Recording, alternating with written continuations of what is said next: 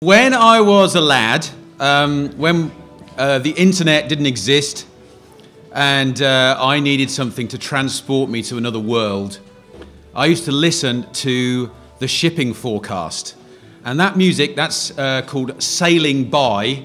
It was a very particular tune which has a very repetitious melody. You're already bored of it, I can tell, but it's very good for tuning in, apparently, if you're on a boat and you need to tune in to the shipping forecast. And in some ways, that's what we are going to do now. We are sailing on strange waters, uncharted waters, and we need help to orient ourselves, just like those sailors who listen to the shipping forecast. As Jeff said, I am on the staff at Redcliffe College in Gloucester, where I'm the course leader for the Masters in European Mission. And if anybody's interested in that course, wants to talk to me about that afterwards, there's some more information on the back. I'm also co-editor, along with Joe Appleton, who's also here with me today, of Vista, which is a research-led bulletin on mission in Europe. And we look at issues that are critical. There are copies on the back. You can have a look before you subscribe. I'd encourage you to check it out. Vista has been very well received by many different types of audiences, and I would really encourage you to have a look at that. What's the website? It's if you put European Mission and Vista into your search engine, it's called Vista. I know it's a very terrible analogy with Windows products and so on, but it means that people remember it very quickly. And it's much better than the terrible operating system. So you can check it out. Before I say anything else, I do need to say a little disclaimer. I am not an economist. I'm not a political scientist. I'm not even a sociologist. I'm certainly not an environmental scientist. I am a Christian missiologist, though. I am passionate about Christian mission in Europe. And I honestly believe that to do Christian mission in Europe today, and when I say mission, I don't just mean evangelism and church planting. I mean to be a Christian engaged in life and being a Christian in Europe today, we need to understand economics. We need to understand what's happening in our societies. We need to understand what's happening in the environment and in politics as well, and be engaged in those things. So these are the seas on which we navigate, and the storm clouds are gathering. I know there are people here this morning that know a lot more about me. Sorry, I know a lot more about these subjects than I do. And I'm excited about that, because I've come here not only to share, but also to learn. But in the session that comes afterwards, to hear responses and to get from across Europe distinctive perspectives on what is actually happening. We got a taste of that last night when we heard the impassioned plea from our brothers and sisters in Greece. A very different perspective to what you would hear from someone who sees Europe from Luxembourg or from Brussels. So here is the general synopsis and the shipping forecast for 2013. For the 10th of May 2013, because tomorrow it will be different. But at the moment we have 5 storms on the horizon: an economic storm, a political storm, a social storm, an environmental storm, and a religious storm. So let's start off. When I began preparing this paper, I realized that particularly in the area of economics, I was going to need some help. And so much of the analysis that I'm presenting to you this morning is thanks to the help of a Christian macroeconomic researcher by the name of Jamie Brady, who works for a London research house. It doesn't seem that long ago, but it's 5 years already since the first echoes of the collapse in the summer of 2008. The consequences of the economic crisis are very evident to all of us. Failed banks, recession in Britain. We're doing it in scoops of ice cream. Is it a double dip or a triple dip? Which do you want? Do you want? How many dips do you want before we realise that this is actually a new normality? Lots of books have been published on how we've got into the mess. I'm certainly not going to be talking about that this morning. What is the general synopsis of the situation currently? Now, Jeff forwarded my notes. It wasn't a fully polished paper at all, but he forwarded my notes to many of you. This is, I've reworked this now, so these are the most recent statistics and situations around Europe. The general synopsis broken down by regions, very much like the shipping forecast. In Club Med and Ireland, in the countries of Italy, Spain, Portugal and Greece, all of those continue to be in severe supply-side collapse, a massive overvaluation within the euro and paralysing levels of debt. Greece and Cyprus are particularly vulnerable, and the measures that have been imposed by the ECB have saved the banks, but at the price of capital controls, as many of you will know. They have all the pain, but none of the gains and benefits of devaluing. Unemployment is at frighteningly high levels. I was in Spain last week, and the statistics only give a taste of it. 27% unemployment, over 55% among the under 25s. Ireland, however, is held up as a sort of poster boy of doing things right and dealing with taking austerity on the chin. And they are obviously unable to devalue, but they have instituted some very severe public sector wage cuts as a way of effectively dropping the dealing with the debt problem, 20 to 30% on average. In Central and Eastern Europe, they're also grossly indebted, suffering from collapsed export markets in the West. Their non-membership of the euro gives them a certain amount of flexibility to do their own thing, but they're still in the shadow very much of what's happening in the other countries in their principal markets. Russia is a special case, which is very dependent on oil to finance its debts. If the oil, this is a sort of rule of thumb that Jamie told me, if the oil price drops much below $100, the Russians start to have a bit of a problem with repaying their debt. And it's currently been under that level for the last 18 months. In North-Central Europe, Germany, Benelux, the Nordic countries, Switzerland and Austria, those economies appear to be doing well, but they suffer from a different problem, a savings glut. Sounds like a great problem to have, but it's also a problem because it institutes a big imbalance within the euro. The reality, though, is that on the ground, German standards of living have not been so buoyant. In fact, over the last 20 years, the average German increase in standard of living has been around 1% per annum, much lower than in many other countries in Europe. So the German businesses have done well, but the German person hasn't felt that prosperity. In Britain, government debt remains very high. That limits the freedom to borrow further to stimulate economic growth. Trying to reduce that by austerity measures has run the risk of the economy basically flatlining, and that's what's happened. It seems like every time they predict it, they get it wrong. They say it's going to get slightly worse, and it gets slightly better. Then they get all excited and think it's going to go, and then it goes back down again. So it's basically flatlining. The economy has stagnated. France, though, is perhaps more worrying. The level of government debt, very high. French banks also a very high exposure to government debt from other European economies, Italy, Spain and Greece.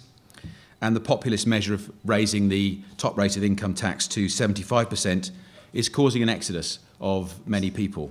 Jim, is this on slides that you should be showing us? Yes. There you go. Thank you. France is still the second largest economy in Europe, but its industry is hemorrhaging money, basically due to poor competitiveness. Unemployment is at a new high, 11%, and many economists think there's a real danger of France going into a very deep and long-lasting recession. So that's the general synopsis. Now the forecast. Well, forecasting is always tricky, but as I said before, Europe, we're in uncharted waters, and in a sense, what would be the simplest solution would be for certain countries to leave the euro.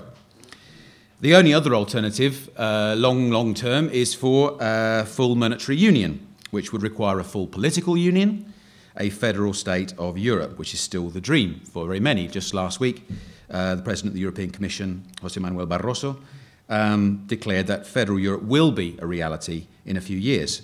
But is that likely? What are the scenarios that are possible? And I'm looking forward to hearing a bit more about scenario thinking this afternoon. These were the scenarios that Jamie effectively set out for me, the 4 scenarios. The first is that pretty much the status quo will be maintained. We'll try and muddle through with the current Euro members, continuing to bail out the debts of Greece, Italy, Portugal, Spain, and Cyprus indefinitely. This would effectively turn the current crisis into a new normal, making almost certain 10 to 20 years of stagflation, low or even negative economic growth coupled with moderate to higher inflation. Recent events such as the deal struck in Cyprus and the extra time given to certain countries to reduce their debt levels indicates that this is pretty much the current modus operandi, at least for the time being. Second possible scenario is a disorderly breakup of the euro. The pressure becomes such that certain countries either are forced to by the financial markets or themselves, because of popular pressure from within, they leave the euro. It would lead to a nationalisation of the banks, hyperinflation, and a devastating drop in the standard of living in those countries. But after a couple of years, things would stabilise and there would be a rebound for those places. Once again, recent events, namely the capital controls and the closure of the Laiki Bank in in Cyprus, indicate that this is not the favoured solution at the moment. Still, politically, it's very difficult to imagine a disorderly breakup. Is a structured breakup possible? Well, certain countries in this scenario will be invited to leave the euro and supported through the transition. Greece, Cyprus and Portugal are the most likely candidates, though Italy and Spain are also in certain danger. But even in this structured scenario, the knock-on effect of a country leaving the euro would be the failure of many of its banks, if not all of them, through or their nationalisation. IMF loans would help, perhaps, but to rebuild the economy would be a task that would probably take 2 to 5 years. But it would reactivate the service sector quite quickly, and in many of those countries, tourism is very important, and that would very quickly bring about some degree of recovery. The fourth option, a full fiscal union, which at the moment is looking the least likely. It would give the ECB full control over fiscal policy across the Eurozone, but would centralise economic power to such an extent that it's unlikely that it would be accepted by all the members of the EU. It would only be workable, really, and acceptable to the German electorate if they were to assume the presidency, and that would not be really acceptable to everybody else necessarily. Now, journalists love to coin phrases, new words, and one of the most common new words to do the rounds is Eurogeddon. Is that what I've just presented to you? Well, it's not stretching things too much to say that this day needs to be in your diaries, at least for your prayers. It is the day. What is this date? It's the date of the federal elections in Germany. Angela Merkel will seek re-election as Chancellor, and I think many things will happen according to what occurs on that day. If she receives a new mandate, it may be that she does encourage certain countries or enable them to make an easier exit. But that would have political consequences, and I want to talk about politics now. What's the political storm in Europe? Well, forgive me for stretching my analogy further. We have a problem of pressure in Europe today. High pressure over Europe. Pressure from within the EU, pressure from political extremism, and pressure from the regions. Now, I'm not going to rehearse any further the story of the start of the European Union. We've heard already this morning about the fundamental part that Robert Schuman had in that. And I want to celebrate, too, the peace that we have enjoyed in Europe. How many of us here have had to take up arms to defend our home? No one. That is an extraordinary thing to say. Previous generations of Europeans couldn't say that, and yet in my whole lifetime I have never had to defend my home. The economic crisis, though, could point to a time of political unrest. And the pressure at the margins has also already caused riots in Greece and Spain, but also perhaps more significantly than occasional riots, a very much more significant change in attitudes towards the EU. The imposition of a strict regime of austerity on the periphery is causing great human suffering. What's clear is that the political objectives of the EU are being subordinated to the economic objectives. The pressure, if it continues to build, may lead to a fracturing not just of the euro, but of the political structures within Europe. Euroscepticism used to be only a British phenomenon, but it can now be visible in many places across Europe. A recent Eurobarometer poll, and that's the lower of the two images there, found popular levels of trust in the EU had reached a record low. Devastating unemployment levels in Spain are translating into anti-European and particularly anti-German feeling, which I witnessed myself only last week. Angela Merkel does not have very good press in Spain or Greece or Cyprus at the moment. It's not fair on her, but she's seen as the one to blame. Similar sentiments were evident in Greece and Cyprus, as I've already said. Even in Germany, support for the European project seems to be on the wane. Over recent months, a new political party has emerged, Alternative for Germany, which has the backing of some prominent German economists. It calls for a breakup of the Eurozone and a return either to national currencies or some smaller Eurozone area. And of course, in the UK, we have the UKIP party, which has been pressuring for Britain to withdraw from Europe. And recently, in last week's local elections, took 23% of the vote. Now, David Cameron's pledge to hold an in-out referendum in 2017 seems to have had very little effect on encouraging people to vote Conservative. And some are suggesting that he should hold a referendum before the next election to try and renegotiate the terms of Britain within the EU. So that's pressure all within the European Union.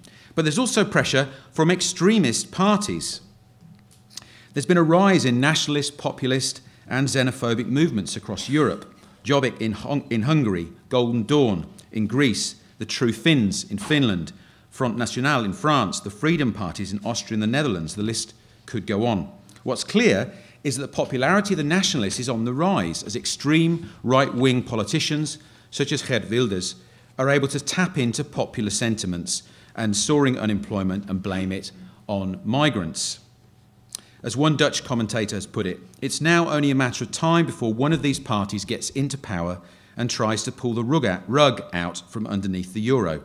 If it doesn't happen in the Netherlands, it will happen somewhere else in Europe. I'm sure of it. Now, the history of this very stadium, Jeff has already reminded us of that this morning, is linked to the Irish fight for self-determination. And this same pressure is still present in Europe today. The EU faces unprecedented attempts by two regions to form new independent states. The Scottish Government intends to hold a referendum on the issue of independence from the UK in the autumn of 2014, just a few months away now. And in Spain, the Catalan nationalists have also agreed by their new minority government to slate a referendum for independence of Catalonia in the same year. And this creates a real headache for the EU, because in Flanders, in the Basque Country, in Corsica, Lombardy, Hungary, and many other places, there are nationalist movements that may not be akin to the Irish Republicans of the start of this century, but very much have the same dream of self-determination for their region. We know how the last disintegration of a state in Europe ended up in Yugoslavia, in a war. That's the political storm. What about the social storm? Well, I could mention many others, but I'm going to focus in on just two. But there are other social storms than the ones I'm mentioning here, not least things to do with the family and sexual politics and the like, but two very big ones. The first, migration. Now, it's a particular privilege for me to be here today at Croke Park, because although I look and I sound English, I'm actually the son of an Irish mother. Several of my cousins are Dublin taxi drivers. So some of you may have actually been brought here by my cousins, okay? Or run over by one of them, yes. So if any of them introduce themselves as Matty Dodd or Michael, then they're a couple of my cousins. So I'm not just wearing green today as a gratuitous wink to the Irish. I am very privileged to be here, and I feel that part of my heritage is here. I say that because my own mother was an economic migrant, one who was forced by the economic problems after the Second World War to leave her country and look for prosperity, or in this case, any food on the table in another country. Now, there's never been a time in Europe where people were not on the move, but the last 25 years has seen a massive increase in migration since the adoption of the Schengen Agreement. Northern Europeans have migrated to the Mediterranean, Eastern Europeans have migrated west and south, Poles to the UK, Romanians to Spain and Italy, and so on. Many countries have accepted migrants, though, from outside the Schengen area. In fact, more than twice as many migrants were born in a non-EU country than those born in an EU state. At the current moment, there are 6.5% of migrants in the EU, though in Germany, France, the UK and Spain, the percentages are much higher, much more like 11 or 12%. Now, various different policies have been implemented to try and help that integration process, ranging from assimilationist to segregationalist, but generally with the same goal, which is to bind newcomers to majority institutions and culture by requiring them to learn the host society language and acknowledge basic host society norms and values. What's the problem with that? Well, the problem, of course, is religion. The problem is religion. And on the rock of religious values, these policies break apart. For some religious practices are fundamentally incompatible with the values in the host society. For example, the wearing of the burqa in France. The only way assimilation to French liberal values is possible is by doing injury to the very civil liberty that the state seeks to promote. So aside from the specific issues of integration related to Islam, this raises the much more general question of the social crisis in Europe of multiple identities. Not just of nations that are different, but identities that are in conflict with one another. Can we have a secular European identity that also knows how to deal with religion? Now, there's been some books written about that recently. In fact, the latest edition of Vista talks about that. But the secular European identity today simply doesn't know how to handle religion, much less those who refuse to bow at its secular altar. But there's also a second huge challenge, and that is the challenge of demographic change. Demography is destiny, said Auguste Comte, the 19th century French philosopher and the founder of sociology, he's considered to be. Europe is in the early stages of another social crisis, one that is entirely of its own making, and quite simply down to Europeans' reticence to procreate. Despite the efforts of some countries to encourage childbearing, fertility in every single state of the EU, at least the statistics that I've seen, are below replacement level. The most recent statistics, I got the ones from 2009, showed the EU 27 countries with the highest fertility rates were Ireland, France and the UK, the lowest in Latvia, Hungary, Portugal and Germany. Now, the principal cause of that is the delay in starting a family. In Britain, in 1974, the mean age for a mother having her first child was 24. By the early 2000s, it had risen to 27. Last year, it hit 30.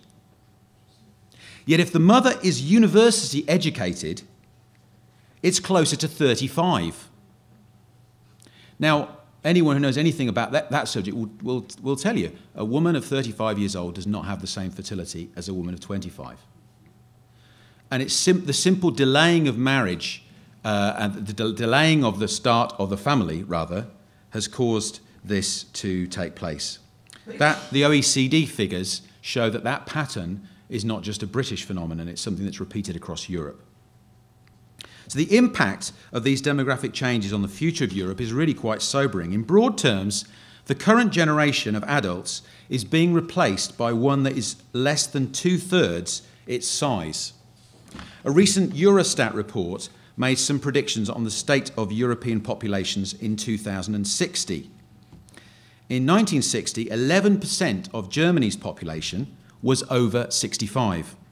By 2060, it will be 33%. The average age in Italy in 1960 was 31.2 years. By 2060, the average Italian will be over 50. Now, in the absence of a spectacular change in fertility, the only realistic solution to these migration issues and population issues is, of course, to facilitate migration. But that politically is a very tricky thing right now. So in the absence of migration, the collapse in the birth rate will have a devastating impact on population figures. Poland, which now has a population of around 39 million, is likely to lose 7 million inhabitants by 2060, just under a fifth of its population. The situation for Germany is even more dramatic. And I've got here on this slide here, this links us through. I hope this works. It's not going to let me. Okay. Anyway, if you, I wonder if that's going to work. No. Okay. If you go, and you should have received this in your papers, to the website that's listed there, they are the German state figures and predictions of the future in Germany. And it indicates that by 2060, the German population will have reduced from 83 million to around 65 million. Almost 20 million fewer than presently. Now, tell me how a country can be the economic powerhouse of Europe when it is losing population at that sort of rate. It's very difficult. So we're faced with a real social crisis there as well. But on top of that, there is an environmental storm. With the current economic crisis, clearly this has rather gone off the heater. You know, it's not been the thing that everyone's talking about as it was 10 years ago. Putting it simply, the calls for control on greenhouse gases are drowned out by other priorities. But this is what is happening. The summer ice in the Antarctic continues to melt at 10 times the rate than it did 600 years ago. The Arctic itself is also melting, particularly Greenland. 2/3 of the loss of the ice on the globe at the moment is occurring in Greenland. I don't need to remind you that Greenland is part of Europe, at least politically, if not geographically. Sea levels have risen by 11 millimetres over the last 20 years. Extreme weather is becoming more common. In the UK, 4 of the last 5 wettest years on record have come in the last 12 years. Many are saying that in the future, this extreme weather will become more and more the norm. We will have really gone, we need to think rather, instead of global warming, to global weirding. Now, I know that sounds awful in English, but just that the weather just seems to get more and more strange and unpredictable. And finally, we come to the religious storm. Now, most of us are very familiar with the issues related to the religious crisis in Europe, decline of institutional Christianity, secularism predominating in the public sphere, Islam standing as a challenge to both secularism and Christianity, and a rebuke in some ways to the European separation of religion from daily life. But I like this quote from Philip Jenkins. Viewed over the centuries, perhaps the best indicator that Christianity is about to expand or revive is a widespread conviction that the religion is doomed or in its last days. Nothing drives activists and reformers more powerfully than the sense that their faith is about to perish in their homelands and that they urgently need to make up these losses farther afield, whether overseas or among the previously neglected lost sheep at home. For decades, politicians and sociologists, journalists have bought into the secularization thesis that has written the obituary for religion in Europe. But faith refuses to leave the stage. In fact, many recent studies have shown that church growth is taking place across Europe in many places. A recent book by a friend and colleague of mine, David Goodhue, on church growth in the UK, highlights many of these aspects, how the church in London is growing both in absolute terms and as a proportion of the population, how mainline churches have also experienced some decline, but not all of them. Black and minority churches are experiencing sustained growth, and new church planting is taking place. In fact, what's happening is two processes at the same time. Britain is becoming more secular and more religious at the same time. And I think Europe is also, in general, having that same process, becoming more secular, but also more religious. There is two processes happening simultaneously. My own research on the European Values Study, and if you don't know about the European Values Study, talk to me afterwards. It's a hugely valuable tool to grasp, get access to really good information about what Europeans believe, not only about religious matters, but all aspects of society. My own research into that has indicated that there is a bounce in belief, actually, amongst younger generations. They are more open to belief in God, to religious practice, and to religious identification. Perhaps not in the traditional form, but we should be expectant and hopeful, not fearful, about the religious situation in Europe. So of all of the storms, in some ways, I think this is the one where we can see a few bits of clear between the clouds. So, and how am I doing for time, Jeff? Pretty well. How long when am I done? How much longer? Well, I was going to quickly run through the different outworkings of that with future. So 10 minutes is fine, yeah. So we should be hopeful. The thing is, we must take seriously the fact that we are faced with a paradigm change in our thinking. The reason why we find so little practice, I think, of faith in Europe today often is to do with the fact that the faith is placed elsewhere. People have put their faith in a system, in a prosperity that has been very successful here in Europe for the last 50, 60 years, the peace that we've had here.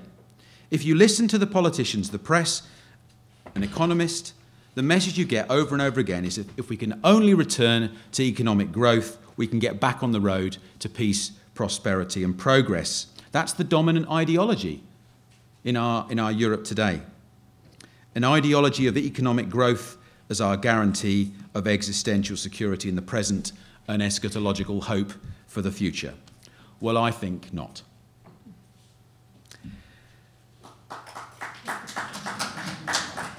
Our hope is the same hope for Lydia, the first European to believe in Christ, the same hope for Augustine, for St. Patrick, and all the way through. Our hope is in Jesus Christ. And I love that poem about the resurrection.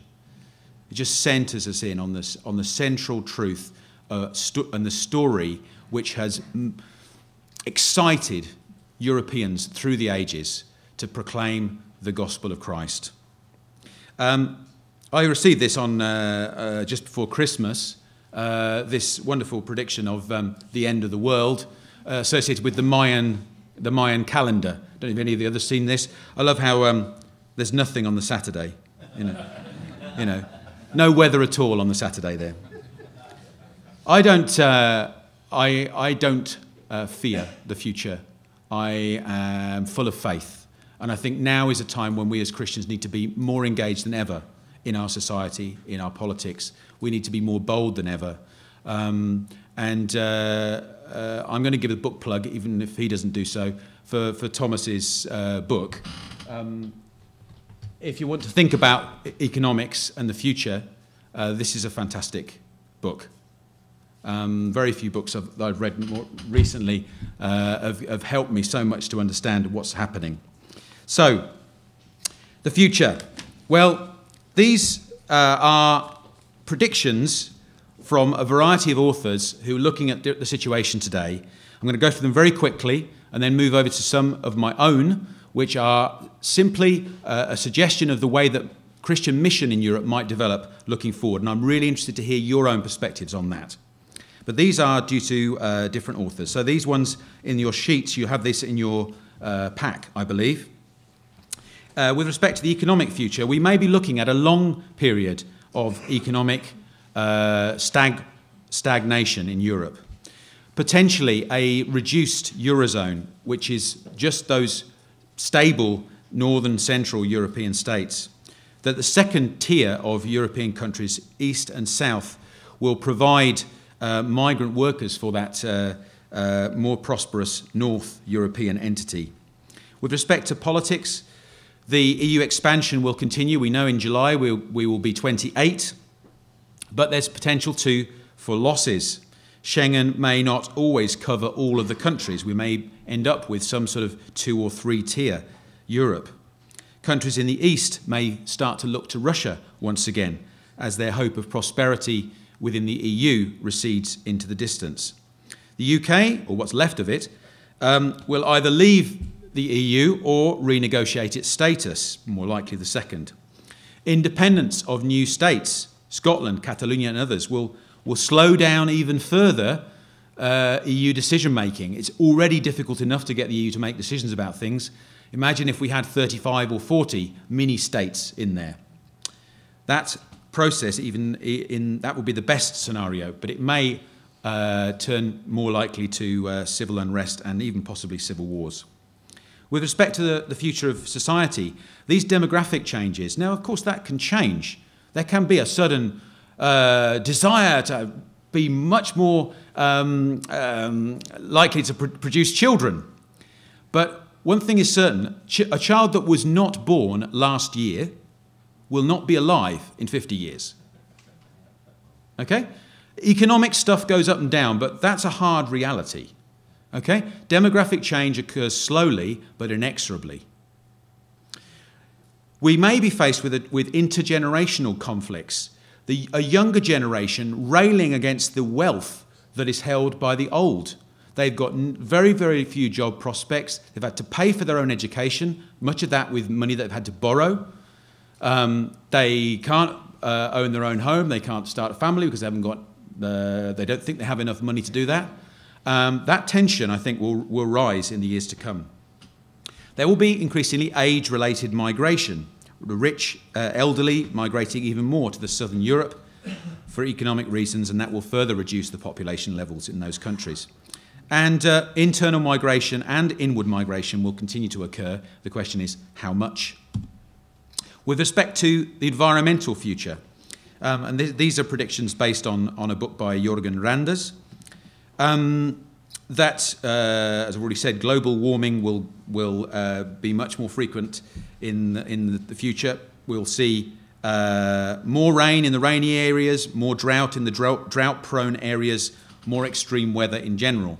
CO2 levels will continue to rise, and that will boost food and forest growth in higher northern latitudes of Europe, effectively moving northwards the fertile band of land by potentially 100 or 200 kilometres.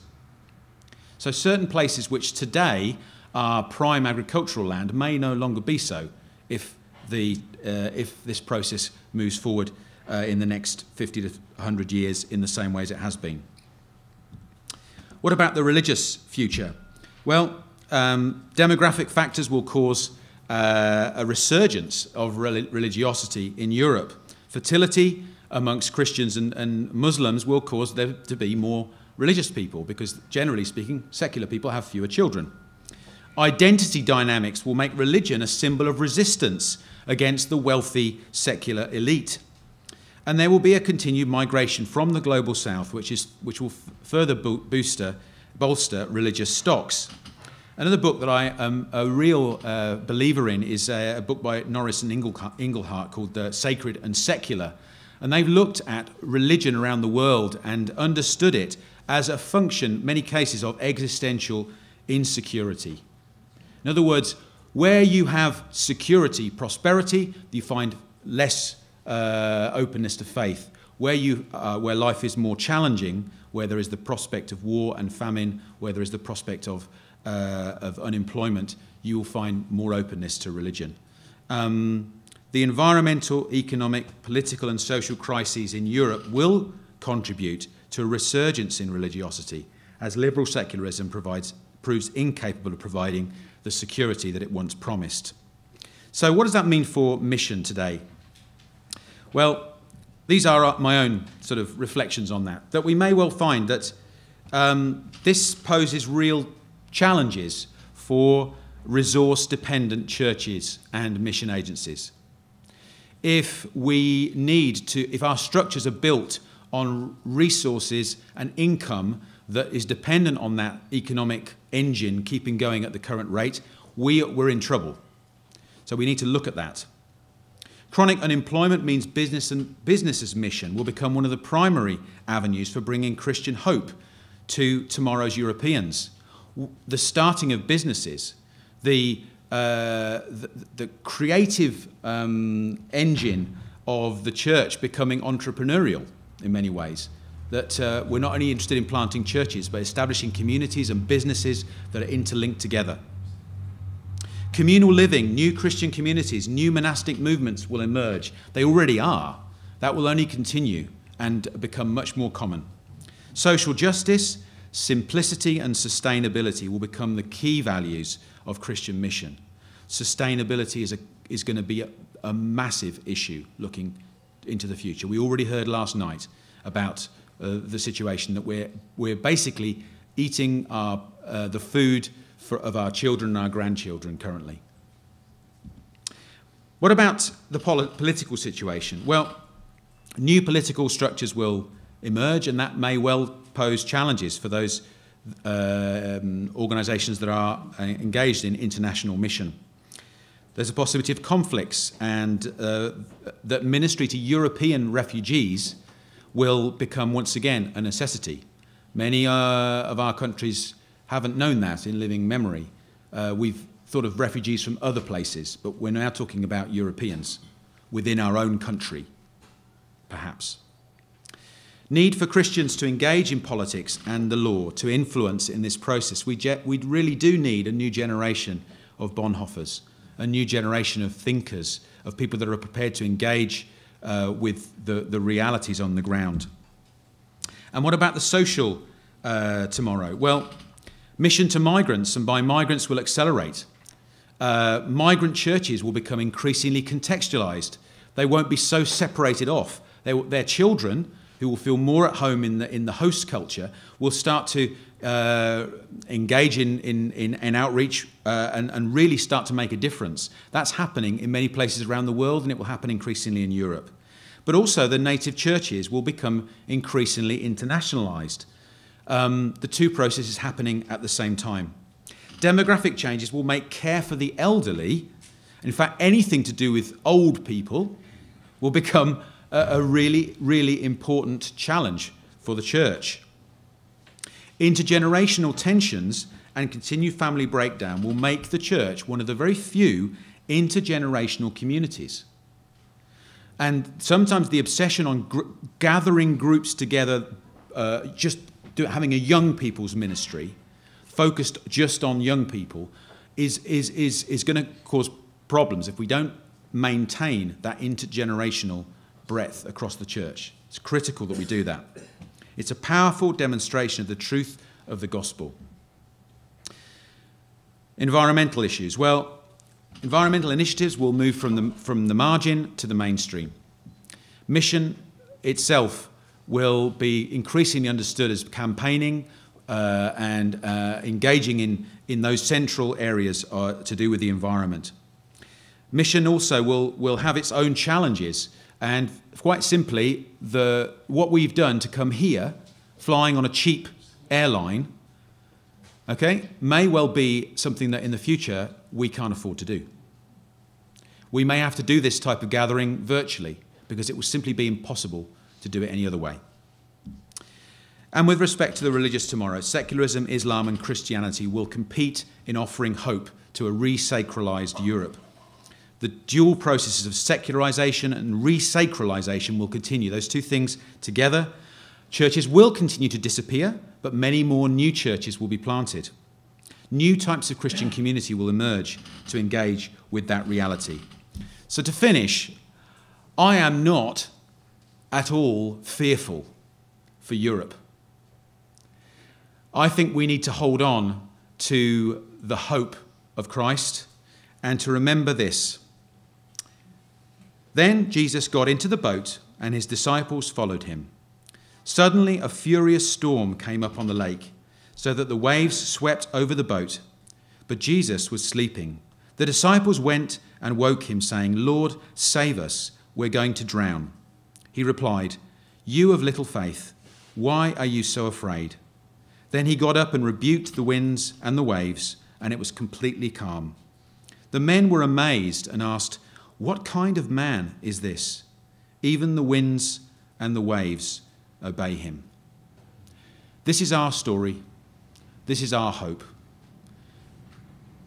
In that, we're the same as every other generation of Europeans. We've lived through a long period of prosperity and peace. I hope that continues. But if it does not, we still have the Lord of the seas to guide us through any storm. Amen? Thank you.